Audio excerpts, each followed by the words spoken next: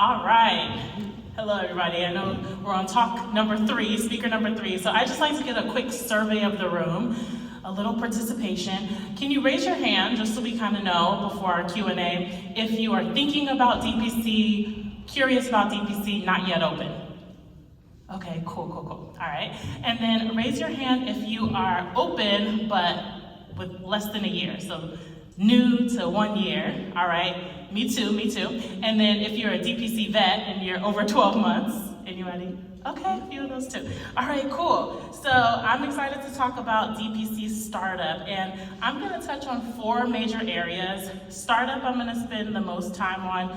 I'm gonna touch on services and marketing, and then my favorite part is the balance, which I get asked about a lot. So a little bit about me, I'm Dr. Jade, Jade Norris. I just go by Dr. Jade. I'm a proud wife and mommy of 2 little girls, and I'm a children's book author of 2 wonderful empowerment children's books. I'm a board-certified family medicine physician. I practice with an emphasis on lifestyle and preventive medicine, and I integrate that into my practice. I'm the owner of NSPIRE Primary Care in my hometown, Las Vegas, and I open straight from residency. And I opened my direct primary care February of 2022. So we're 9 months in, here we go. So starting with startup. All right, so we're gonna start with the coming soon phase. So we're coming soon, we're preparing to open our DPC. Here are some things I did. So the first thing was I decided, and you can decide how you wanna approach this, I decided I am going to do the lean startup approach. If you haven't read the book, The Lean Startup, I highly recommend it, but I knew I wanted to do the classic low overhead approach. I was committed to taking out no student loans. We're just from residency, we've got some loans already. I was not putting my family in any more debt. And I focused on community engagement. Those months of entering the practice or that pre-enrollment phase, I focused on going to meet and greet in the community. Just background, I am from Las Vegas, but I had been gone for over a decade for my medical training, Illinois and California, so I'm a new person coming back to my hometown. No one knows me. So I really wanted to get engaged in the community, okay? And going to places, setting up a booth, and doing meet and greets was a part of my strategy. I did daily social media posts, okay? And I still do daily social media posts. And just like a commercial runs all the time, I do 1 post Monday through Friday. That is my strategy. If I skip a day, miss a day, it's a Tuesday, I don't feel like posting, fine. But my goal is Monday through Friday, 1 post at the top of my morning. All right, and so I did that pre-enrollment phase with a lot of educating about DPC. What is DPC? What's the difference between this and an insurance-based practice? What's a membership practice? All of those were the type of posts I was doing in this coming soon phase, all right? And then I had the pre-enrollment open on my website. So on those educational posts, I was letting people know my pre-enrollment is open on my website, okay? That was big, and I waived the enrollment fee during that as incentive for people to pre-enroll. And finding an office space, for me, was the hardest part. For whatever reason, during the pandemic, all the small little cute office spaces were all bought up, and so it was very difficult to find small office spaces in my hometown, and most commercial realtors didn't want to work with me because as soon as they heard low overhead, they heard that they had no commission and they would ghost me. So I ended up, thankfully, finding my 1-room office space through a healthcare Facebook group, a Las Vegas healthcare providers Facebook group. There was someone who had a newly built out wellness facility, was looking for different healthcare providers within each room, and it was the perfect space for my office. And office furnishing and just a positive mindset going into it was another part of my pre-enrollment. So going kind of left to right, at the top left here, you see me very pregnant, 9 months pregnant, waddling around town, setting up these booths, okay? And then at the bottom left is me giving birth to our second baby, December 29th. And then now we're opening, this is January, the picture to the right of that. You see my toddler and my husband putting up the wallpaper to our accent wall while I have my 1-month-old strapped to my chest. And then the picture to the right of that was some great social media posts, simple things. They just want to document the journey. People want to go on the journey with you. So when we got our key to the office, I took a picture with holding the key in front of my office, and people loved that, okay? And then I opened the door to my practice, and I took a picture of myself, waving, and let people know this doctor comes to the door and greets you. People loved that. A lot of what I did in the coming soon phase was the bottom right corner, me with my baby at home doing administrative work and just setting up the automations that I'll get to soon and the behind the scenes thing, just getting everything set up. I was able to do a lot from home.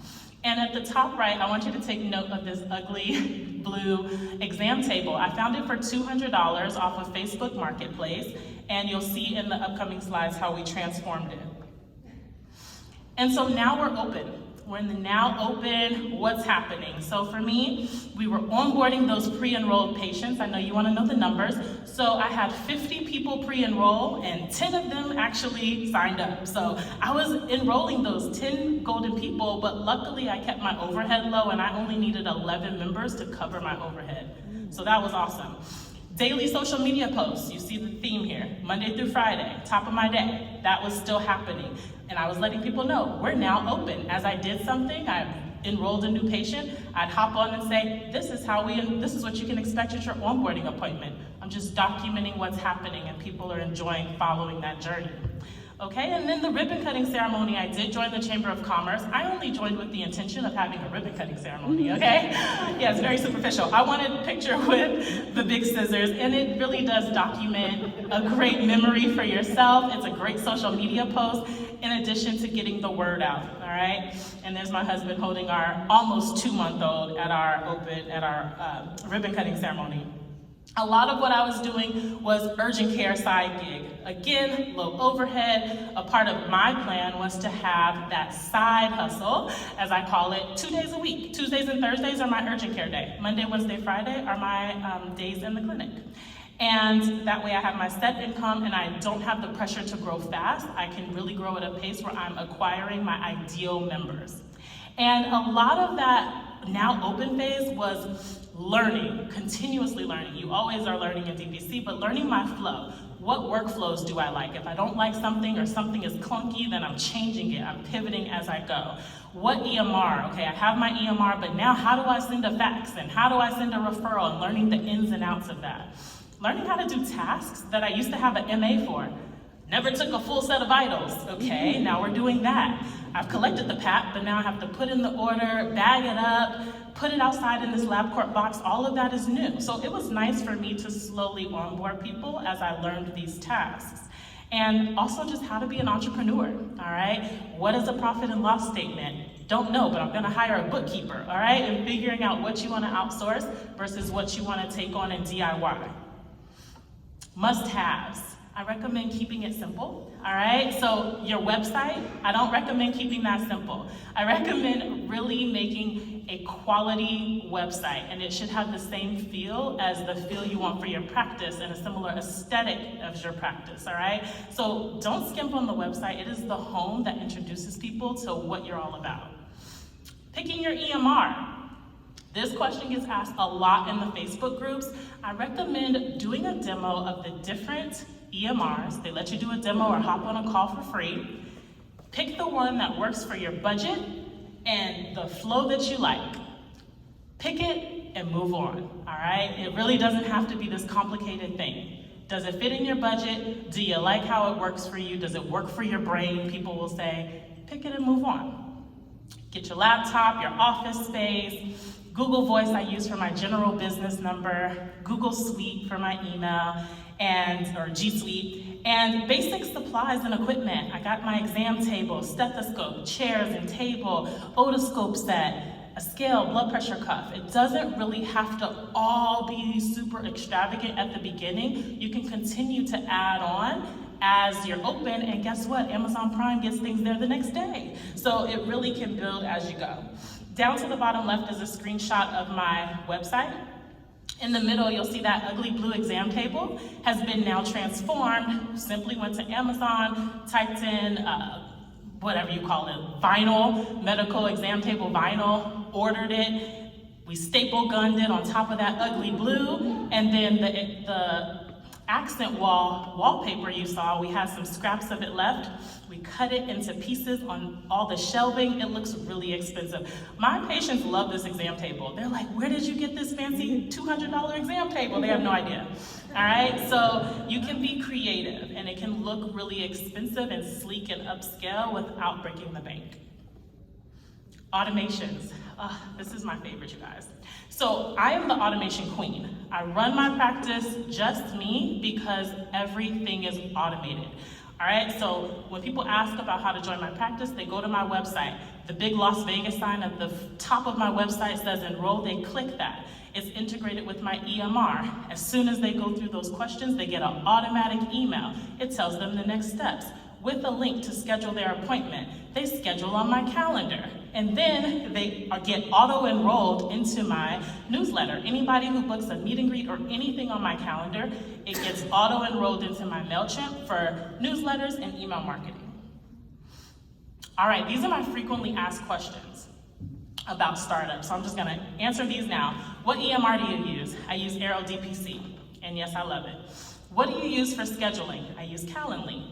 What do you use for your business number? I use Google Voice. How much did it cost for startup? I get asked this a lot. I gave myself a startup budget.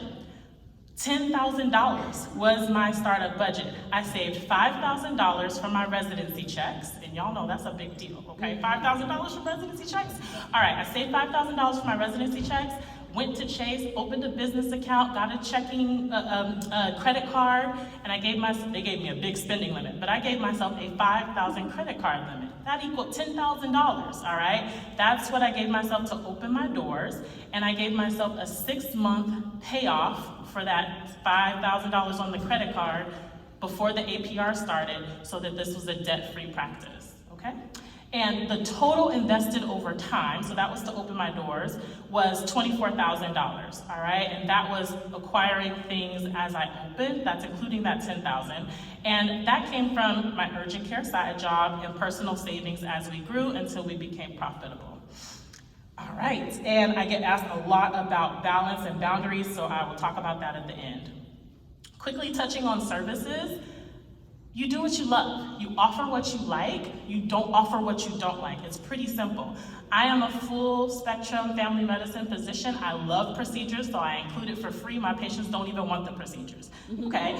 I like lifestyle medicine. I like prevention. My why in medicine is to help prevent and reverse chronic disease. So I include wellness coaching, and I encourage everyone who joins my practice to do a wellness appointment with me. I put them on a personalized wellness plan. Why? Because then they'll bother me less if they're healthy, which improves my lifestyle. At the bottom left, that's a picture of me doing my first PAP in the office. Great social media post. To the right, that was my first time taking that PAP specimen to my LabCorp box, took a picture of it, posted on social media. This is what happens after I give you a PAP in the comfort of our office. Very simple. Service leads to success. This is really important. These are a screenshot of some of our Google reviews from our members. I have nothing but 5-star Google reviews. That's not a boast about me. It's really a boast about the heart of service and really having a heart to serve people and give them the best experience that you can. And people understand if everything's not perfect, they just want to know someone cares about them. And so yes, ask for Google reviews. Do I ask? No, it's automated. You get the theme here? After they leave their appointment, okay, it's sort of automated. I have a template that I text them, but they think it's automated. But they get this auto text after their appointment, and it says, thank you for your appointment. I hope you had a great appointment. You'll get your after visit summary soon to your email. If you're enjoying your care here, please leave us a Google review. Please take 30 seconds to leave a Google review at this link. People are like, I have 30 seconds. And so they leave a Google review, all right? And so then ask for testimonials. This part isn't automated. If I'm gonna ask somebody for a testimonial, I actually ask them because it's based on me having a really great relationship with them. And so this is an example at the bottom left of an interview I did with my very first member. Yes, I have permission from both of these members, and yes, I had them sign a social media release that's attached to their chart. So the bottom left, I just asked my first member, I said, hey, you're my first member. She's like, I know. I was like, how did you know? I don't know. She knew. And so I was like, well, I have this radio show. At the time, I'll tell you, I was doing a radio show once a month to promote the practice. And I was like, I think this month it would be great if people heard from a member. They hear about me telling everybody how great it is every month, but they want to hear from a member. And she said, yeah, I'd love to. She happened to be a business owner herself. I was like, in between the segment, we're going to promote your business too.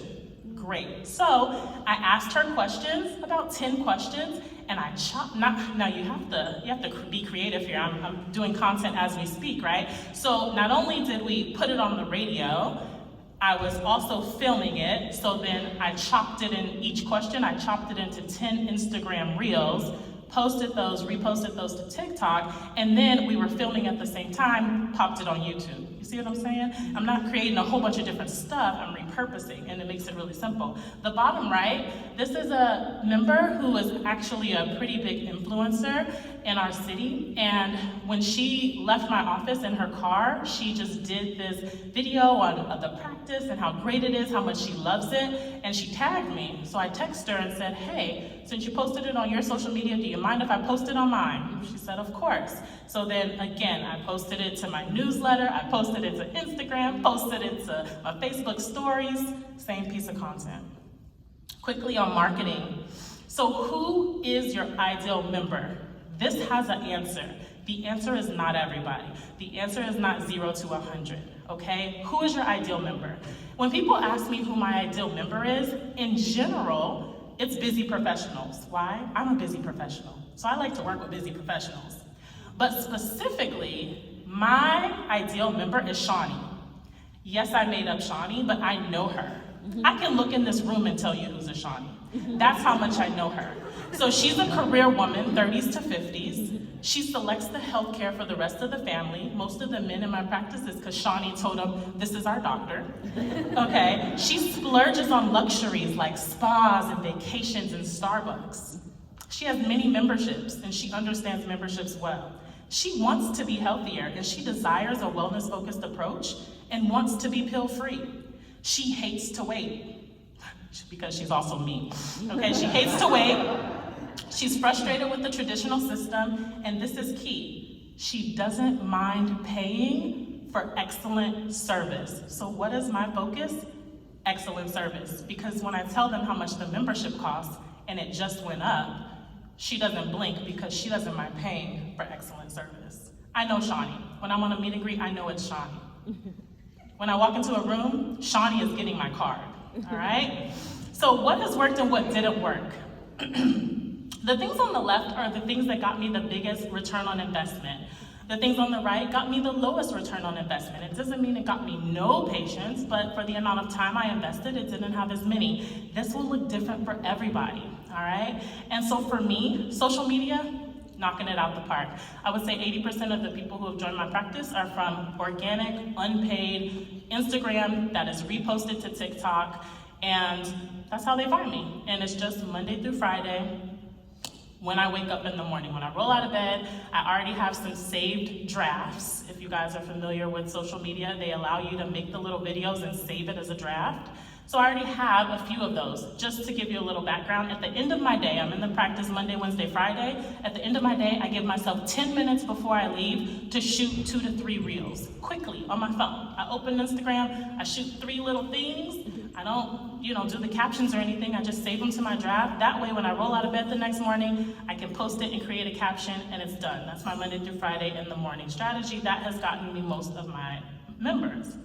Free virtual meet and greets has been another one. So on my website, it says, are you interested but have more questions? Click this button for a 15-minute meet and greet with Dr. Jade. At the end of that, about 80% of the time, I get a new member at the end of those meet and greets. And I encourage them to join, and I help them join if it's the right fit for them. And I know if they're a Shawnee, I know I'm closing this at the end of the 15 minutes, all right?